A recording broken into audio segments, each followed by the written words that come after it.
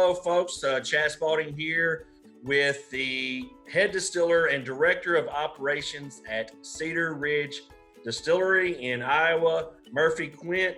Thanks for joining us today here at ISC. Yeah, thanks for having me, man. Glad to be here.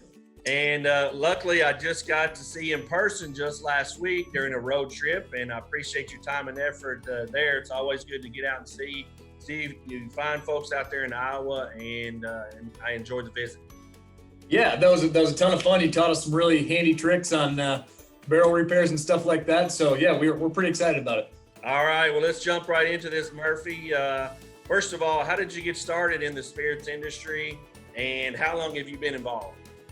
Yeah. So I've been involved for 16, 17 years now. Math isn't my greatest skill set. I started when I was about 15, 16 years old because my parents actually started Cedar Ridge Winery Distillery back then. So, early on, I was just helping after school, working the weekends, just kind of chipping in, helping out the old family business. But as time went on, I got really, really interested in this stuff.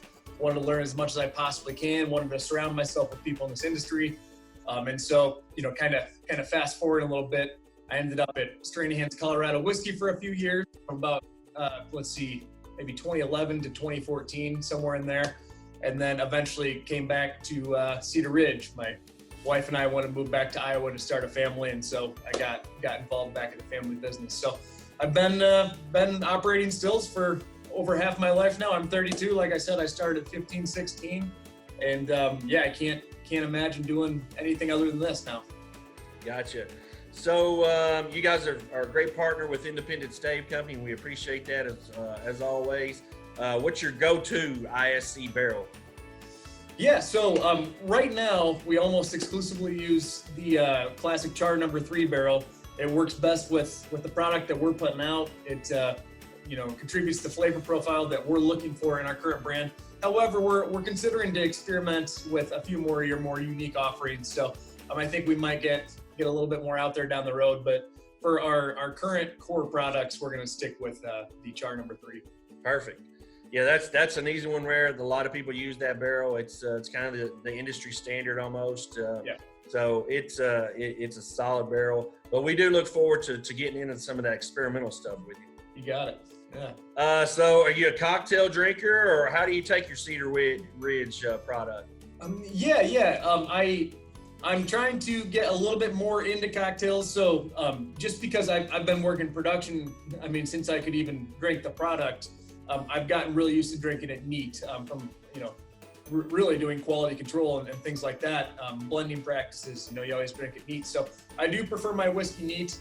However, I do love a good old-fashioned, good Manhattan, stuff like that, the more classic cocktails, but I typically just like it neat at room temperature. Gotcha.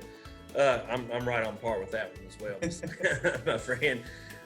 So you guys have been around a while. You and your family there at Cedar Ridge. What does the crystal ball look like at Cedar Ridge Distillery for the next, say, 10 years or further down the road for Cedar Ridge and yourself? So, I'd say that my future and Cedar Ridge future are kind of the same thing, or at least I'm hoping so. Hopefully nothing changes there. And what we're really going for is to kind of entrench ourselves in the Midwest. We want to really plant our flag here. We feel that the Midwest is where our brand is most relevant. Our processes are most relevant. We're using Iowa corn in our bourbon. So anyway, we're going for the Midwest, specifically Iowa and the surrounding states. We're actually gearing up a sales fleet that's going to focus on, Minnesota, Wisconsin, Illinois, Missouri, Kansas, Nebraska, and the Dakotas. So you can see, obviously, really hitting that Midwest hard, and then we might branch out to places like Ohio and stuff. So we want to start with a centralized location and build outward from there. I feel that's a good way to do it.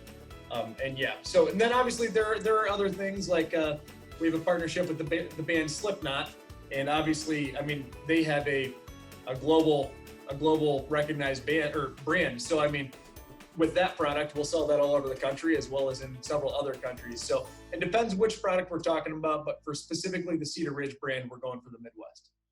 Now, is that Slipknot is that they have their own brand and you guys, you make that for them? Is that how that works? Yeah, so the brand of whiskey that we make in collaboration with them is called Number 9. So they have the small batch Number 9 and then Number 9 Reserve. So two different offerings, and that they're both made up of Cedar Ridge whiskeys. So the band, Clown, the head of the band, he actually came out and helped design that product, tasted through several different barrels at different proofs, several different blends, and he personally landed on a 60-40 blend of Cedar Ridge bourbon with Cedar Ridge rye. So 60% bourbon, 40% rye. That's the blend that he created. And yeah, so we produced that basically to his recipe. It's going very well so far. And obviously the same as our Cedar Ridge brand, it's finished out in an ISC Barrel standard char number 3. Perfect. All right. So what's the most gratifying part of being the head distiller and director of operations at Cedar Ridge? Yeah, man. I mean, there's a lot. Obviously, it's a pretty cool gig.